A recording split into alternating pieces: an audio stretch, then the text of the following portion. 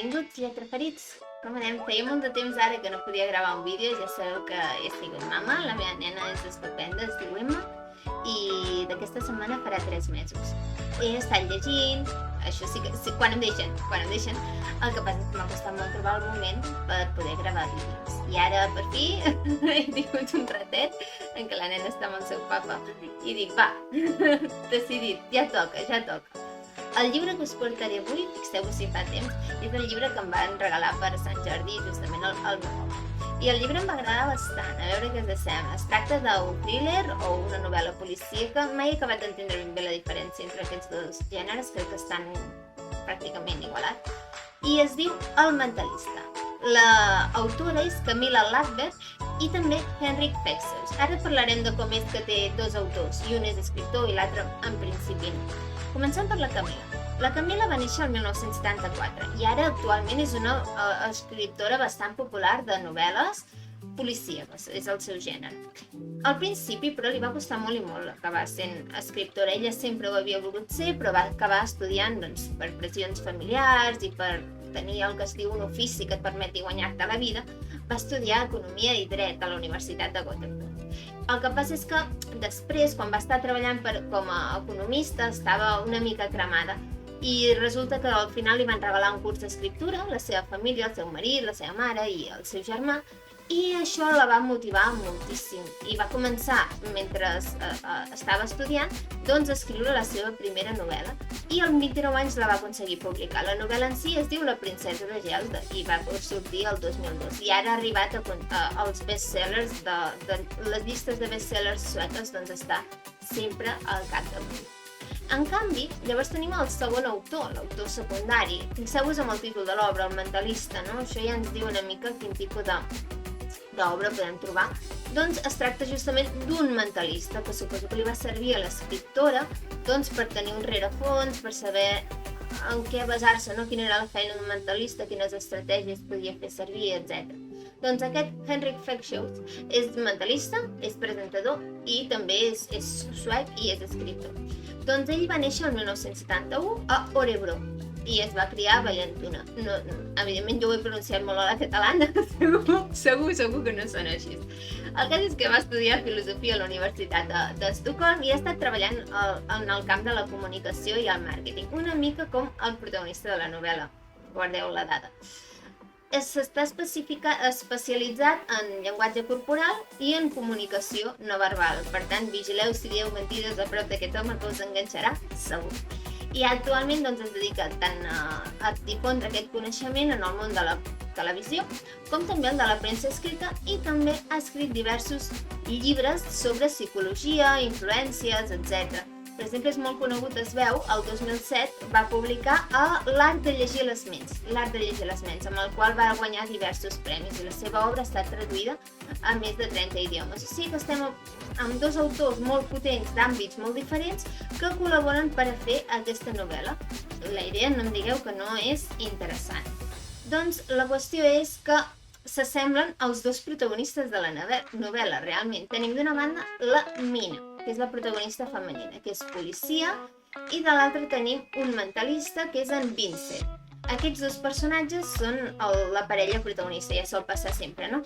Un que és policia i l'altre que acaba col·laborant amb la policia.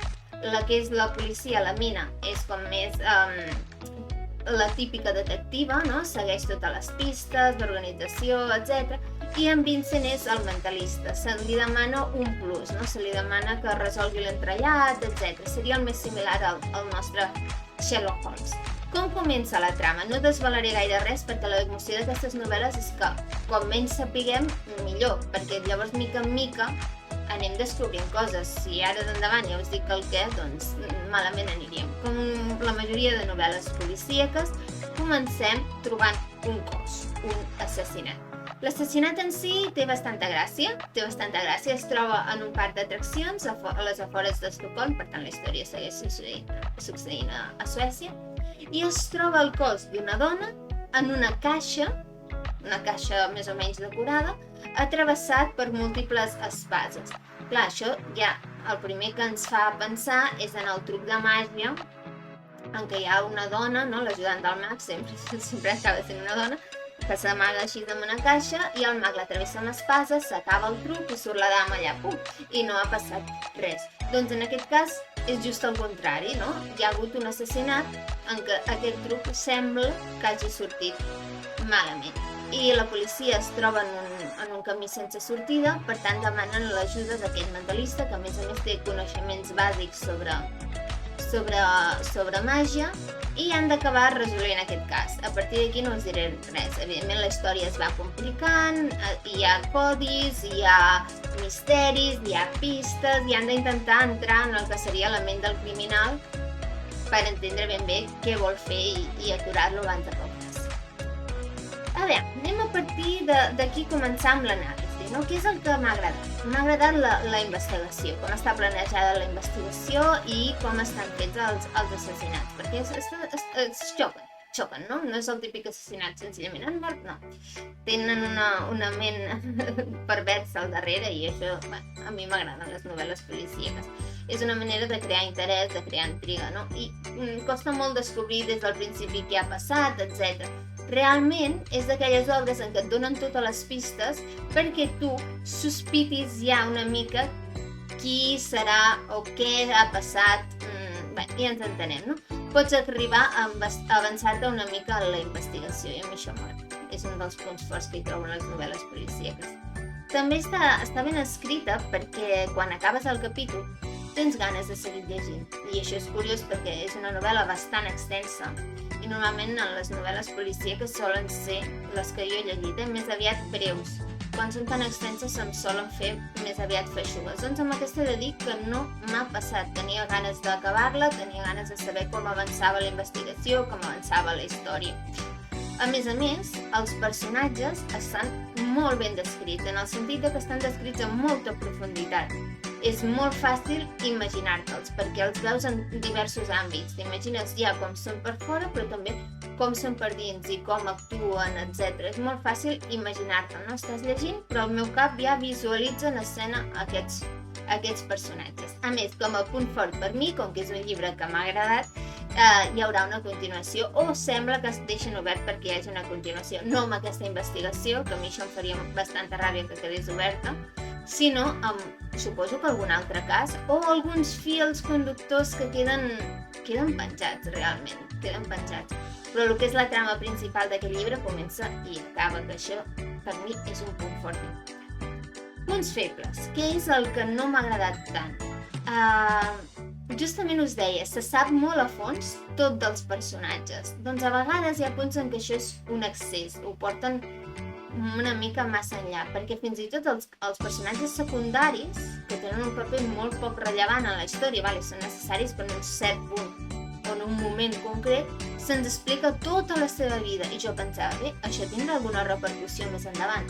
Doncs no necessàriament, se sap el rerefons de tothom. Llavors, fins i tot de les víctimes, etc. Potser tan a fons no caldria. Per una banda està bé perquè ens ajuda a entendre els personatges, de l'altra potser fins i tot en comet un excés. I l'altra cosa són els dos contres que analitzaré ara, estan relacionats entre si, perquè afecta la parella protagonista, a la Mina i en Vincent. I és que el que no he comentat gaire és com són aquests dos personatges.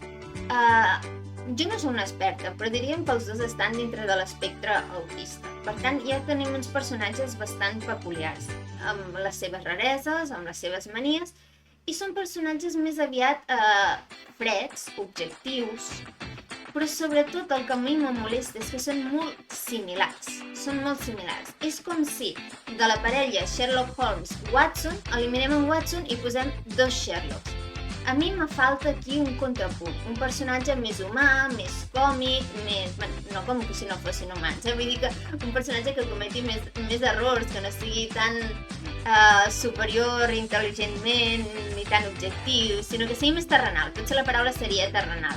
No? I me faltaria això, un contrapunt, com seria un Watson o com, mira, un altre exemple més actual, el de Reina Roja, que hi ha l'Antònia, que seria el personatge Sherlock Holmes, i llavors hi ha en John, que és un personatge policia, molt divertit, que sempre fa bromes, que pensa en menjar, que pensa en beure, etc. Ja és intel·ligent, però a la seva manera. Em faltaria un John, em faltaria un Watson, em falta un contrapunt més aviat humorístic amb el que em sigui més fàcil identificar-me. I és que aquí va la segona part. Em costa molt entendre com són les relacions emocionals i sentimentals d'aquests dos personatges protagonistes. Ells les expliquen, però des del meu punt de vista em costa molt identificar-me. Ara bé, us diré una cosa, és un tema completament buscat. Des del moment en què busques dos personatges tan i tan peculiars, evidentment a una persona com jo, que som més aviat sentimental, més aviat emotiva, doncs em costarà més identificar-me amb aquests dos personatges. Per què? Perquè des del meu punt de vista el seu pensament no encaixaria amb el que faria jo, ni com se senten, etc. Però bé, és un tema que ja us dic, és completament buscat, no es tracta d'un error de redacció, sinó que és un tema buscat. En general és una obra que m'ha agradat, si surt la segona part finalment crec que la llegiré i no sé, veig que té potencial per adaptar-la a la televisió, ja ho veurem, ara que es porten tant les adaptacions cinematogràfiques, veurem. I deixant d'aquí el llibre, me n'alegro molt d'haver tornat, espero poder seguir gravant vídeos, ara que la nena és una mica més grandeta. I recordeu que em podeu seguir a Instagram. Instagram és on he anat deixant senyals de vida, us he penjat alguna foto, també us comparteixo en el Twitter.